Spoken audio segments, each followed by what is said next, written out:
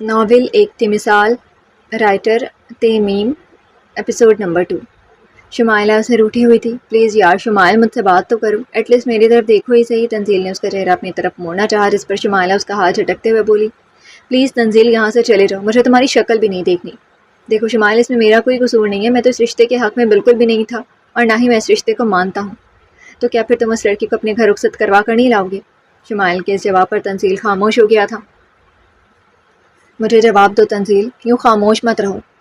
کیوں، کیا ہوا؟ کوئی جواب نہیں ہے نا تمہارے پاس؟ مجھے پتا تھا کہ تم ایسا ہرگز بھی نہیں کرو گے، کیونکہ تم میں اتنی ہمت ہی نہیں ہے۔ پھر تم مجھے کیوں اتنے عرصے تک جھوٹی تسلیاں اور آس دلاتے رہے؟ کیوں مجھ سے وعدہ کیا کہ تم زندگی بھر میرا ساتھ نبھاؤ گے؟ تم بہت برے ہو تنزیل، بہت برے۔ شمائلہ اس کے سینے پر مکے برساتے اسے برا بھلا کہہ رہی تھی۔ جب تھک ہار گئی تو اسی کے سینے میں سے لگتی پھوٹ پھوٹ کر رو دی، میں تم سے بہت پیار کرتی ہوں تنزیل، میں تمہارے بغیر زندہ نہیں رہ سکتی۔ اسے یوں روتے دیکھ کر تنزیل کا دل بہت دکھا تھا۔ وہ شمائلہ کو وہیں چھوڑ کر گھر کے لیے روانہ ہو گیا تھا، کیونکہ اس نے فیصلہ کر لیا تھا کہ وہ آج جا کر اپنی ماں سے سب کچھ سچ سچ کہہ دے گا کہ وہ شمائلہ سے پیار کرتا ہے اور اس سے شادی کرنا چاہتا ہے۔ جب وہ گھر میں داخل ہوا تو اس نے اپنی ماں کو دیکھا، جو ملازموں کے سر پر کھڑی انہیں اچھی طرح سے گھر کو سجانے کی ہدایات دے رہی تھی۔ وہ دیکھ سکتا تھا کہ اس کی ماں بے انتہا خوش ہے۔ اس میں ہمت نہیں ہو رہی تھی کہ کیسے جا کر اپنی ماں سے اس بارے میں بات کرے، لیکن بات کرنا بھی ضروری تھا کیونکہ وہ شمائلہ سے وعدہ کر چکا تھا۔ وہ ہمت کرتا ماں کے پاس آیا۔ تنزیل کو دیکھ کر آسفا مسکرائی، تم آ گئے بیٹا؟ جی موم۔ اچھا ہوا تم آ گئے، یہ دیکھو سجاوٹ کیسی ہے، اچھی ہے نا؟ جی موم۔ ارے بھائی تم نے اپنا یہ کیا حلیہ بنا رکھا ہے، دلہا ہو تم؟ اپنی حالت دیکھی ہے تم نے؟ کہیں سے نہیں لگ رہا کہ تم دلہا ہو۔ موم میں اس رشتے سے راضی نہیں ہوں، تنزیل نے بلاخر ہمت کر کے آسفا سے کہہ دیا۔ پہلے پہل تو آسفا کو کچھ سمجھ نہ آئی کہ اس کے کہنے کا کیا مطلب ہے، لیکن جب سمجھی تو غصے سے پھٹ پڑی۔ کیا مطلب ہے تمہاری اس بکواس کا؟ موم مجھے مثال سے شادی نہیں کرنی، میں شمائلہ سے پیار کرتا ہوں اور اس سے شادی کرنا چاہتا ہوں۔ آپ پلیز خالہ جانے کو انکار کر دیں کہ میں ان کی بیٹی سے شادی نہیں کر سکتا۔ تم ہوش میں تو ہو تنزیل؟ آسفا بولی، نہیں دھاڑی تھی۔ تمہارا اور مثال کا نکاح ہو چکا ہے اور اب اس بچی کی رخصتی ہونے والی ہے۔ ہم سب لوگوں کو اس بارے میں بتا چکے ہیں اور تم ایسا کہہ بھی کیسے سکتے ہو؟ لوگ کیا کہیں گے؟ مثال سے تمہارا نکاح ہو چکا ہے، وہ بیوی ہے تمہاری۔ اگر ہم نے عین رخصتی والے دن انکار کر دیا تو لوگ باتیں بنائیں گے، اس معصوم بچی کے کردار پر انگلی اٹھائیں گے۔ آسفا کی باتیں سن کر وہ بے بس ہوا تھا۔ مام ہم اس وقت بچے تھے اور آپ لوگوں نے بنا ہماری مرضی جانے ہمارا نکاح کر دیا تھا، لیکن مام مجھے یہ رشتہ منظور نہیں ہے، پلیز سمجھنے کی کوشش کریں۔ تمہارا دماغ خراب ہو گیا ہے کیا؟ تنزیل میرا بھی فیصلہ تم سن لو، مثال میری صرف بھانجی اور بہو ہی نہیں بلکہ میری بیٹی بھی ہے۔ شادی تو تمہاری اسی سے ہوگی کسی بھی قیمت پر، کیونکہ میں آپا کو زبان دے چکی ہوں۔ میری بہو صرف مثال بنے گی اور کوئی نہیں، آئی بات سمجھ میں؟ اور ہم کل جا رہے ہیں آپا کے ہاں، ہم بس ڈائریکٹ مثال کو رخصت کروا کر گھر لے آئیں گے، سمجھے تم؟ آسفا اپنا فیصلہ سنا کر غصے سے اپنے کمرے میں چلی گئی۔ تنزیل کھڑا بے بسی سے اپنی ماں کو جاتا دیکھ رہا تھا۔ اسی وقت اسے شمائلہ کی کال آ گئی۔ ہاں شمائل کہو، کیا کہا تمہاری مام نے؟ تنزیل کیا وہ مان گئیں؟ تنزیل نے اسے سب کچھ سچ سچ بتا دیا، جس پر وہ دل برداشتہ ہوتی روتے ہوئے بولی کہ اب اس کے جینے کا کوئی فائدہ نہیں ہے، جبکہ تنزیل ہی اس کی زندگی میں نہ ہو، اسے مر جانا چاہیے، وہ اس کے بغیر جینے کا تصور بھی نہیں کر سکتی۔ وہ تنزیل کو اس خبر سے آگاہ کرتی کہ وہ اپنی جان لینے کی کوشش کر رہی ہے، یہ کہہ کر اس نے کال ڈسکنیکٹ کر دی۔ اس کی خودکشی کا سن کر تنزیل ڈر گیا تھا اور فوراً سے واپس شمائلہ کے گھر روانہ ہوا، کیونکہ وہ جانتا تھا کہ شمائلہ بہت ضدی لڑکی ہے، جو وہ کہتی ہے وہ کر کے رہتی ہے۔ شمائلہ نے بیڈ کی چادر لی اور اس کے ایک کونے کو ٹیبل پر چڑھ کر اسے پنکھے کے ساتھ باندھنے لگی۔ اسے باندھ چکی تو اب نیچے کو لٹکے ہوئے باقی کپڑے کو اپنے گلے میں ڈال کر اسے باندھ رہی تھی۔ اس کا ارادہ خود کو پھانسی لگانا تھا، وہ لگا بھی لیتی اگرچہ اسی وقت تنزیل وہاں نہ آ جاتا۔ وہ فوراً سے دوڑ کر اس کے پاس آیا اور اس کے گلے میں وہ پھندا نکال کر باہر کیا اور اسے ٹیبل سے نیچے اتارا۔ اب وہ اسے بری طرح سے ڈانٹ رہا تھا۔ تم پاگل ہو گئی ہو کیا؟ مرنے کا اتنا شوق ہے تمہیں؟ وہ اسے بازوؤں سے تھامے غصے سے اسے جھنجھوڑتے ہوئے کہہ رہا تھا۔ مجھے مر جانے دو تنزیل، پلیز، میں مرنا چاہتی ہوں، تمہارے بغیر میں جینے کا تصور بھی نہیں کر سکتی۔ پلیز شمائل، خود کو سنبھالو، اگر تمہیں کچھ ہو جاتا تو پھر میرا کیا ہوتا؟ تنزیل کے کہنے پر شمائلہ نم آنکھوں سے اسے دیکھنے لگی۔ میں تم سے بہت پیار کرتا ہوں شمائل، بہت زیادہ، پلیز مجھے مر جانے دو تنزیل، مجھے مرنے دو، چھوڑو مجھے۔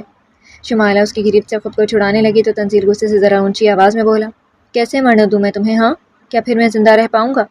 شمائلہ نے نم آنکھوں سے اسے دیکھا اور پھر اس کے کندھے سے لگتی رو پڑی۔ کل تمہاری شادی ہے تنزیل، تمہارے پہلو میں کسی اور کو دیکھنے کا سوچ کر میرا دل مرنے کو چاہتا ہے، میں مرنا چاہتی ہوں۔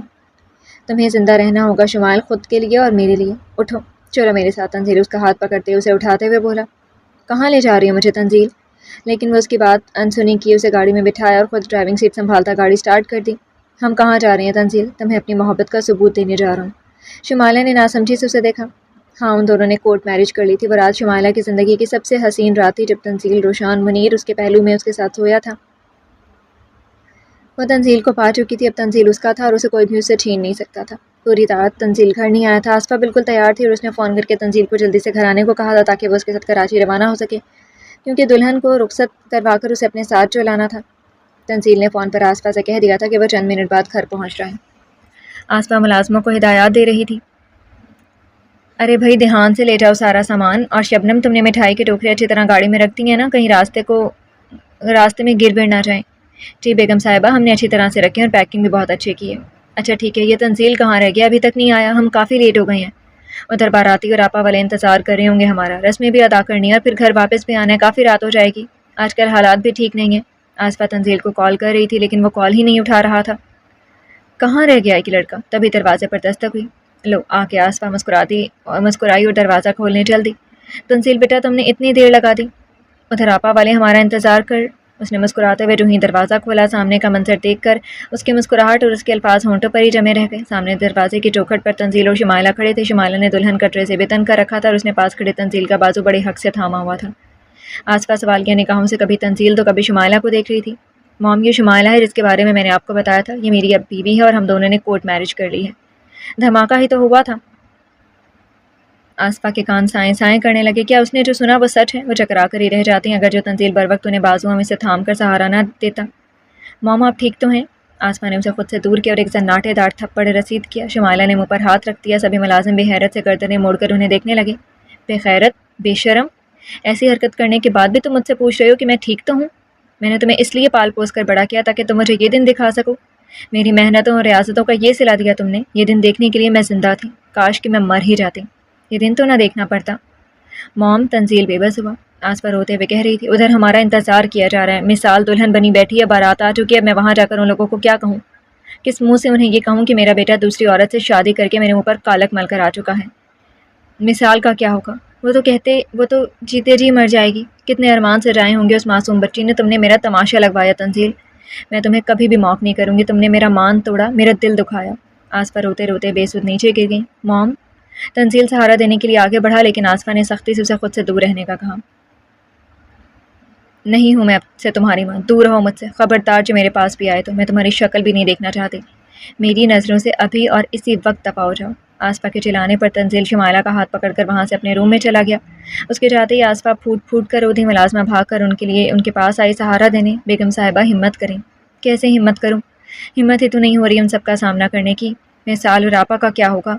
جب انہیں اس بارے میں پتہ چلے گا تنزیل نے تو مجھے برباد کر دیا، مجھے کسی کے منہ دکھانے لائق نہیں چھوڑا۔ لیکن جو بھی تھا وہ انہیں فیس تو کرنا ہی تھا۔ یہ سب وہ ملازمہ اور ڈرائیور کے ساتھ ہی کراچی روانہ ہو گئی۔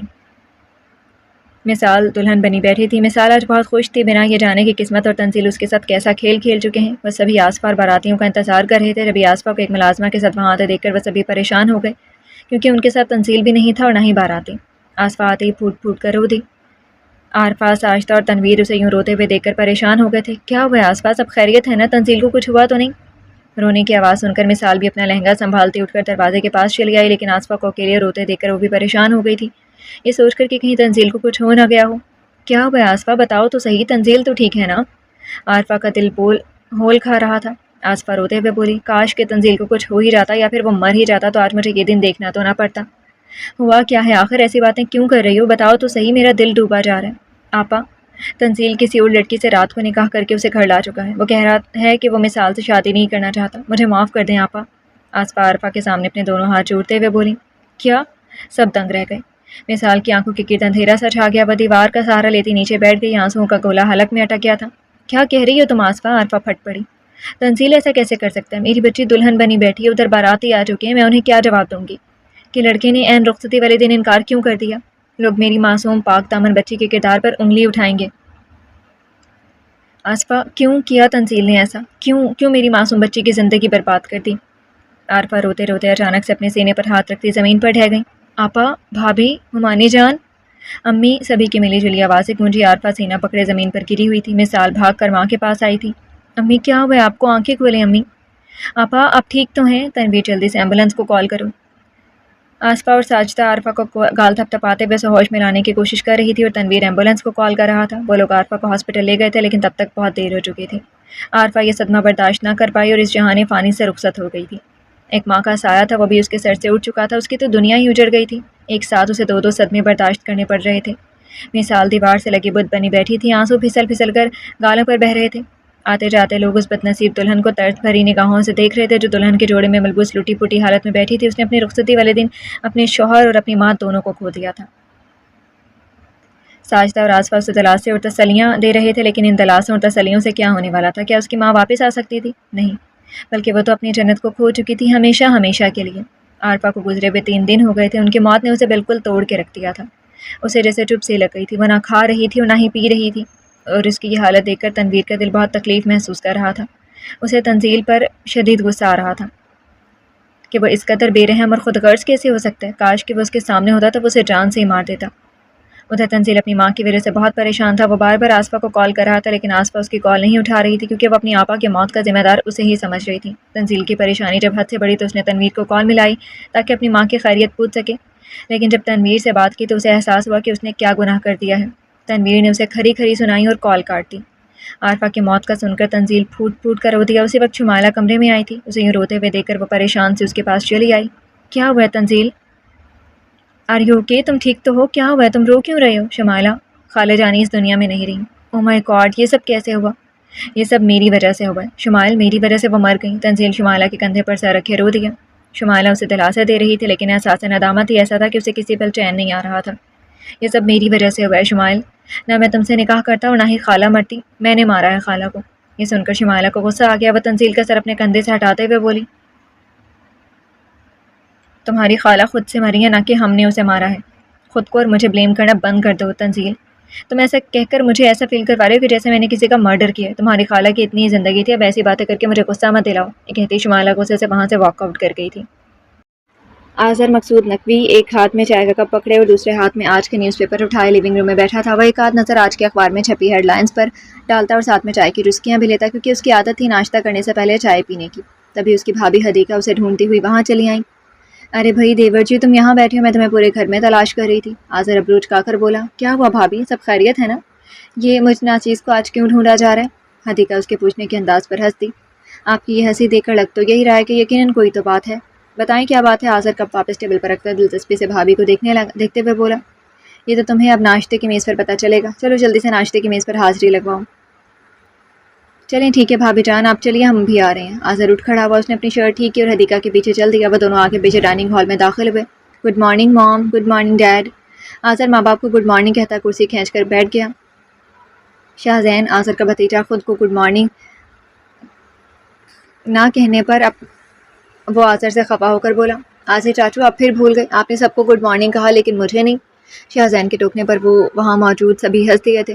اوہ سوری یار، بھول گیا، گڈ مارننگ چاچو کی جان، اب خوش؟ آذر شان زین کا گال کھینچتے ہوئے بولا، چلو بچوں اب ناشتہ شروع کرو۔ زین بیٹا آپ بھی جلدی سے ناشتہ کرو، آپ کی وین آتی ہی ہوگی۔ سربراہی نشست پر براجمان مقصود نقوی نے سب کو ناشتہ کرنے کا حکم دیا۔ سب نے ناشتہ کرنا شروع کیا۔ ناشتے کی میز پر بالکل خاموشی تھی سوائے پلیٹوں اور چمچ کی آوازوں کی۔ جب کسی نے بھی کچھ نہ کہا تو آذر خود ہی بول پڑا، بھابھی آپ نے کہا تھا کہ کوئی بات بتانی ہے۔ او ہاں، حدیقہ مسکرائی تھی، یہ تو ماما ہی اب بتائیں گی۔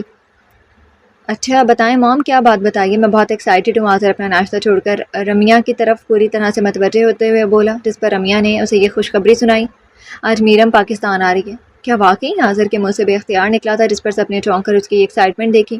سب کو یوں خود کو دیکھے جانے پر آذر نے فوراً سے اپنے منہ پر ہاتھ رکھ دیا تھا۔ آئی ایم سوری، میں کچھ زیادہ ہی اونچا بول گیا، اور اس کی اس حرکت پر سبھی اس پر ہنس دیے تھے اور ان کے ساتھ خود آذر بھی ہنس دیا۔ ویسے ماما میرم کب آ رہی ہے؟ آج رات کی فلائٹ سے آ رہی ہے اور تم اسے ایئرپورٹ سے پک کرنے جاؤ گے۔ کیا میں؟ آذر نے حیرت سے پوچھا۔ ہاں تم۔ یہ سن کر آذر کے دل میں خوشی سے لڈو پھوٹنے لگے۔ تم جاؤ گے نا میرم کو پک کرنے؟ یا شیور، کیوں نہیں، ضرور کیوں نہیں۔ آذر کو خوش دیکھ کر سب مسکرائے تھے۔ وہ سب جانتے تھے کہ آذر میرم کو بہت پسند کرتا ہے۔ آذر نے میرم کو اپنے بھائی کی شادی پر دیکھا تھا۔ میرم حدیقہ کی چھوٹی بہن تھی۔ حدیقہ کے والد اسماعیل الوی اور آذر کے والد مقصود نقوی دونوں بیسٹ فرینڈز تھے۔ ایک بار اسماعیل الوی کا فیملی کے ساتھ ان کے گھر دعوت پر جانا ہوا تو سرمد نقوی، مقصود نقوی کا بڑا بیٹا، نے حدیقہ کو پسند کیا۔ بات چلی اور ان دونوں کا رشتہ طے ہو گیا۔ اس وقت آذر اور میرم کالج میں تھے۔ سرمد اور حدیقہ کی شادی پر ان دونوں کی باقاعدہ ملاقات ہوئی، اور جب دوستی محبت میں بدلی ان دونوں کو اس کا احساس ہی نہ ہوا۔ آذر نے اپنے والدین سے میرم کے رشتے کے متعلق بات کی۔ اپنی بڑی بیٹی کو یہاں خوش دیکھ کر اسماعیل الوی نے میرم کی رضامندی کے ساتھ ان دونوں کا رشتہ منظور کر لیا، لیکن طے یہ پایا تھا کہ فی الحال ان دونوں کی منگنی کر دی جائے گی اور شادی ان کی ایجوکیشن کی کمپلیٹ ہونے پر ہوگی۔ پھر ان دونوں کی منگنی ہو گئی اور میرم پڑھنے کے لیے امریکہ چلی گئی۔ البتہ آذر یہیں رہ گیا۔ میرم نے اسے بہت کہا کہ وہ بھی اس کے ساتھ امریکہ چلے، لیکن آذر نے انکار کر دیا کہ وہ اپنی ایجوکیشن یہیں کمپلیٹ کرے گا۔ میرم میڈیکل کی اسٹوڈنٹ تھی، وہ ڈاکٹر بننا چاہتی تھی۔ وہ چاہتی تھی کہ آذر بھی ڈاکٹر بنے، لیکن آذر نے صاف انکار کر دیا تھا۔ آذر نقوی کی آواز بہت خوبصورت تھی، اس کا خواب تو سنگر بننا تھا، لیکن اس نے وکالت کا انتخاب کیا تھا کیونکہ اس کا بڑا بھائی اس شہر کا کامیاب اور جانا مانا وکیل تھا۔ آج تک اس نے ایک کیس پہ نہیں ہارا تھا۔ وہ ان غریب اور مجبور لوگوں کی آس اور امید تھا جن کے پاس بنا اپنا کیس لڑنے کے لیے پیسے نہ ہوتے تو سرمد نقوی ان کا کیس مفت میں لڑتا اور انہیں انصاف دلاتا۔ وہ ہمیشہ ظالموں کے خلاف ہی کھڑا ہوتا تھا۔ اپنے بھائی کی یہ کام، ان کی اس رحم دلی اور عادات کی وجہ سے آذر نے اسے اپنا آئیڈیل اور رول ماڈل بنایا تھا۔ وہ بھی اپنے بھائی کی طرح ایک کامیاب وکیل بننا چاہتا تھا، حالانکہ اس کے والدین اس کے خلاف تھے۔ خلاف تو وہ سرمد کے بھی تھے، کیونکہ بہت سے کیسز میں وہ اکثر بڑے بڑے سیاستدانوں اور حکمرانوں کے خلاف کھڑا ہو جاتا تھا، لیکن ہر بار جیت اس کا ہی مقدر ہوتی تھی کیونکہ وہ حق اور سچ کا ساتھ دیتا تھا۔ اس لیے جب بھی کوئی اپنا کیس لڑنا چاہتا تو ان کی سب سے پہلی چوائس سرمد مقصود نقوی ہوتا۔ اس شہر کا سب سے بڑا وکیل بھی سرمد مقصود نقوی کے سامنے کھڑا ہونے سے ڈرتا تھا، کیونکہ وہ جانتے تھے کہ وہ اس کی ذہانت اور دلیلوں کا مقابلہ نہیں کر پائیں گے۔ حدیقہ، سرمد، شاہ زین، رمی اور مقصود نقوی تیار ہو کر اسماعیل الوی کے گھر آ گئے تھے، کیونکہ آج رات میرم کے پاکستان آنے کی خوشی میں ان سب کا ڈنر اسماعیل الوی نے اپنے گھر پر رکھا تھا۔ آزہر تیار ہو کر ایئرپورٹ چلا گیا تھا۔ میرم کو پک کرنے کے بعد وہ دونوں وہیں سے الوی ہاؤس روانہ ہونے والے تھے۔ جہاز لینڈ کر چکا تھا۔ آہستہ آہستہ لوگ ایئرپورٹ سے باہر آ رہے تھے۔ میرم بھی اپنا سوٹ کیس اٹھائے ادھر ادھر دیکھتی اپنی فیملی کی کسی فرد کو تلاش کر رہی تھی۔ جب ہی آذر کی نگاہ اس پر پڑی، اسے دیکھ کر وہ مسکرایا۔ ابھی میرم کی نگاہ اس پر نہیں پڑی تھی، اس لیے وہ دبے قدموں چلتا ہوا خاموشی سے اس کے پیچھے آ کھڑا ہوا اور اسے پیچھے سے آ کر ڈرا دیا۔ اوہ! ڈر کے مارے میرم کے منہ سے چینخ نکلی تھی۔ سینے پر دونوں ہاتھ رکھ کے وہ پیچھے کو مڑی تو آذر کو ہنسی سے لوٹ پوٹ ہوتے دیکھا۔ آسی کے بچے، تم اپنی ان حرکتوں سے باز نہیں آؤ گے نا؟ ڈرا دیا تم نے مجھے۔ آذر ہاتھ ہلاتے ہوئے بولا۔ ہائے میری، کیسی ہو تم؟ I am fine. یہ مام ڈیڈ اور اپیا والے نہیں آئے مجھے پک کرنے؟ کیا میں کافی نہیں ہوں تمہارے لیے؟ پک تو بالآخر میں نے ہی کرنا ہے نا تمہیں۔ آذر رومانٹک ہوا۔ شٹ اپ آسی، یار تم ہر جگہ شروع ہو جاتے ہو۔ چلو گھر چلتے ہیں، میں بہت تھک گئی ہوں۔ اوکے۔ میرم اپنا سامان اسے تھماتی آگے بڑھ کے پیچھے آذر اس کا سامان اٹھائے گاڑی تک آیا۔ میرم فرنٹ سیٹ پر جا کر بیٹھ گئی تھی۔ آذر نے سامان ڈگی میں رکھا اور ڈرائیونگ سیٹ سنبھالی۔ سفر کیسا رہا تمہارا؟ ڈرائیو کرتے ہوئے آذر نے میرم سے پوچھا۔ ایک دم بورنگ۔ اچھا، کچھ لینا پسند کرو گی؟ نہیں، میں بہت تھک گئی ہوں، گھر جا کر ہی کچھ پیوں گی۔ بس اتنی مہربانی کر دو کہ گاڑی کی سپیڈ بڑھا دو، مجھے جلدی گھر پہنچنا ہے۔ آذر نے اسے دیکھا، پہلے مغرور تو تھی لیکن اب منہ پھٹ اور بدتمیز بھی ہو گئی ہو۔ تھینکس فار دس کمنٹس، اب ڈرائیونگ پر دھیان دو۔ میرم بیزاری سے آنکھیں گھماتی کھڑکی سے باہر دیکھنے لگی۔ آذر نے مسکرا کر ایک نظر اس لاپرواہ لڑکی پر ڈالی جس سے وہ بے تحاشا پیار کرتا تھا، لیکن وہ بہت مغرور اور گھمنڈی تھی۔ وہ جیسی بھی تھی اسی کی تھی اور وہ اسے انہی عادتوں کے باوجود بھی پورے دل و جان سے چاہتا تھا۔ گاڑی جو ہی الوی ہاؤس میں داخل ہوئی، وہاں موجود سبھی لوگوں نے میرم کا شاندار انداز میں ویلکم کیا۔ وہ بڑے غرور سے سب کو ہائے ہیلو کہتی اندر کی طرف بڑھ گئی تھی۔ حال احوال کے بعد ملازمہ چائے لے آئی۔ میرم وہاں سے اٹھ کر اپنے روم میں چلی گئی، یہ کہہ کر کہ وہ بہت تھک گئی ہے، کچھ دیر کے لیے آرام کرنا چاہتی ہے۔ اس کے آرام کی وجہ سے ان سب کو بھی ڈنر کے لیے بہت ویٹ کرنا پڑا، کیونکہ میرم کے بغیر وہ ڈنر نہیں کر سکتے تھے، کیونکہ وہ الوی ہاؤس کی پرنسس تھی اور اسماعیل الوی کی وہ لاڈلی بیٹی تھی۔ البتہ حدیقہ کو برا لگا تھا اپنی فیملی کے اس برتاؤ سے، وہ ناخوش تھی۔ وہ کہنا چاہتی تھی لیکن سرمد نے اس کا ہاتھ پکڑ کر اسے کچھ بھی کہنے سے روک لیا تھا۔ جب تک میرم اٹھتی وہ باتوں میں لگ گئے تھے۔ میرم کے جاگنے پر ہی ان سب نے ڈنر کیا تھا۔ ڈنر بہت اچھے ماحول میں کیا گیا۔ ڈنر کرتے ہی وہ لوگ گھر کے لیے روانہ ہو گئے تھے۔ صبح ناشتہ کرنے کے بعد شاہ زین کی فرمائش پر آذر اسے خود اسکول ڈراپ کرنے گیا اور وہیں سے وہ میرم سے ملنے الوی ہاؤس چلا آیا، کیونکہ رات کو ٹھیک سے ملاقات بھی نہیں ہو پائی تھی میرم کے ساتھ۔ لیکن جب الوی ہاؤس میں داخل ہوا تو اسے پتہ چلا کہ اس کے آنے سے پہلے اس کی ماں اور بھابھی یہاں تشریف لا چکی تھیں اور اب وہ اسماعیل الوی کی اہلیہ مریسا الوی کے ساتھ گپ شپ لگا رہی تھی۔ آذر اچانک ان کے سامنے آیا تھا، انہیں یہاں دیکھ کر وہ بھونچ کر رہ گیا۔ اب شرمندگی یہ تھی کہ واپس کیسے پلٹ کر جائے۔ ارے دیور جی، آپ یہاں اتنی صبح صبح؟ سب خیریت ہے نا؟ حدیقہ اس کی آمد کی وجہ جانتی تھی، لیکن پھر بھی اس نے اسے تنگ کرنا ضروری سمجھا تھا۔ آذر اپنا سر جھکاتے ہوئے بولا، ہاں وہ ادھر سے گزر آتا تو سوچا کہ انہیں آنٹی انکل کا حال چال پوچھتا جاؤں۔ آذر کے اس بہانے پر مریسا الوی اسے آڑے ہاتھوں لیتے ہوئے بولی، بھائی میرم کی آمد سے پہلے تو کبھی بھی اپنی آنٹی اور انکل کا خیال نہیں آیا تمہیں، یا آج کیسے خیال آ گیا؟ ویسے میں بالکل ٹھیک ہوں اور تمہارے انکل آفس گئے ہوئے، تم ان کا حال آفس جا کر پوچھ سکتے ہو۔ مریسا کے اس جواب کو کہ آذر کو بالکل بھی توقع نہیں تھی۔ وہ تینوں خواتین اس کی اس حالت پر دبی دبی ہنسی ہنس رہی تھیں۔ آذر بیچارہ تو ان عورتوں کے درمیان بری طرح سے پھنسا تھا، اب کیا کرتا؟ جی آنٹی میں اب چلتا ہوں۔ وہ فرمانبردار بچے کی طرح واپسی کے لیے پلٹا تو مریسا کو اس بیچارے کی حالت پر ترس آ گیا۔ تم جا رہے ہو؟ جی آنٹی۔ کیوں، میرم سے نہیں ملنا کیا؟ کیا میرم سے؟ آذر کے منہ سے حیرت اور خوشی سے بھری آواز نکلی، کیا میں میرم سے مل سکتا ہوں؟ ہاں جاؤ، میرم اپنے روم میں ہی ہے، جا کر مل لو۔ Okay, thank you so much aunty. آذر دو کر کے سیڑھیاں پھلانگتا پر میرم کے کمرے کی طرف بھاگ گیا۔ اس کی اس حرکت پر تینوں خواتین ہنس دیں۔ اس نے جو ہی میرم کے روم کا دروازہ کھولا، اس نے میرم کو مرر کے سامنے کھڑا پایا۔ وہ مرر کے سامنے بالکل تیار کھڑی ہے، بالوں میں برش گھما رہی تھی۔ گڈ مارننگ آذر مسکراتا وہ اندر داخل ہوا۔ ارے آزی تم یہاں؟ آذر کو اس وقت اپنے گھر میں دیکھ کر میرم حیران ہوئی تھی۔ ہاں بس سوچا کہ تم سے ملا ہوں، رات بھی ٹھیک سے بات نہیں ہو پائی تھی تم سے۔ وہ اپنی نگاہوں کے اظہار میں لیے بیڈ پر جا کر بیٹھ گیا۔ میرم برش رکھتی اس کی طرف پلٹی۔ آذر یکٹک اسے دیکھتا رہا۔ اس کے یوں دیکھنے پر میرم نے طنز کیا، اب نظر لگاؤ گے کیا؟ آذر مسکرایا، اپنی چیز کو بھی بھلا کوئی نظر لگاتا ہے کیا؟ خیر چھوڑو ان باتوں کو، میں یہ کہنے آیا تھا کہ تمہارا ریسٹ مکمل ہو گیا۔ کیوں؟ تم کیوں پوچھ رہے ہو؟ میرم نے کندھے اچکائے۔ میں نے سوچا تھا کہ تم بور ہو رہی ہوگی تو کیوں نہ ہم لانگ ڈرائیو پر چلیں۔ یہ سن کر میرم بھی خوش ہو گئی۔ ناٹ اے بیڈ آئیڈیا، یا آف کورس میں بھی بور ہو رہی تھی، تو پھر چلیں۔ شیور۔ میرم نے اپنا بیگ اور سیل فون اٹھا لیا اور آذر کے ساتھ چل پڑی۔ رکو ایک منٹ، کیا ہوا؟ کیا تم اس ڈریسنگ میں چلو گی باہر؟ آذر نے پوچھا۔ یا آف کورس۔ کیوں کیا ہوا؟ میری ڈریسنگ میں ایسا کیا ہے کہ میں باہر نہیں جا سکتی؟ آذر نے اس کے لباس پر ایک نگاہ ڈالی۔ وہ ہاف سلیو لیس شرٹ اور چست جینس میں ملبوس تھی، بال کھلے ہوئے تھے۔ آذر کو اس کا سٹائل اور پہناوا پسند نہیں آیا تھا۔ مجھے یہ سب اچھا نہیں لگتا۔ تم کوئی شلوار قمیض پہن لیتی ہیں اور ساتھ میں دوپٹہ بھی۔ وٹ؟ میرم اس کی بات پر حیرت سے چیخی، پھر وہ خود بھی ہنستی۔ وہی ٹپیکل مردوں والی بات کہتی تم نے۔ میں کوئی پینٹو ٹائپ لڑکی نہیں ہوں مسٹر آذر مقصود نقوی، جس سے تم ایسے پہناوے کی ڈیمانڈ کر رہے ہو۔ میں میرم اسماعیل الوی ہوں۔ میں اپنی مرضی سے اپنی لائف جیتی ہوں اور اپنی مرضی سے ہی ڈریسنگ کرتی ہوں۔ میں کسی کے حکموں کی پابند نہیں ہوں۔ اگر تمہیں میری ڈریسنگ سے کوئی پرابلم ہے تو ٹھیک ہے، اٹس اوکے، ہم ساتھ نہیں چلتے۔ میرا یہ مطلب نہیں تھا میرم، میں جسٹ ایک بات کہہ رہا تھا کہ مجھے شلوار قمیض اور دوپٹے والی لڑکیاں زیادہ اچھی لگتی ہیں، لیکن خیر تم اس ڈریسنگ میں بھی اچھی لگ رہی ہو تو پھر چلیں۔ میرم نے آنکھیں گھمائیں۔ باہر نکلنے سے پہلے میرا موڈ آف کرنا ضروری تھا کیا؟ چلو اب۔ وہ آذر کے ساتھ کمرے سے نکل گئی۔ ان دونوں کو ہنستے ہوئے سیڑھیوں سے اترتے دیکھ کر وہ تینوں مسکرائی تھی۔ ان دونوں کی جوڑی بہت پیاری ہے ماشاءاللہ، اللہ ان دونوں کی جوڑی کو ہمیشہ سلامت رکھے۔ رمیہ کے منہ سے بے اختیار ان دونوں کے لیے دعا نکلی تھی۔ آمین آمین۔ رمیہ کی دعا پر مریسا اور حدیقہ نے آمین کہا۔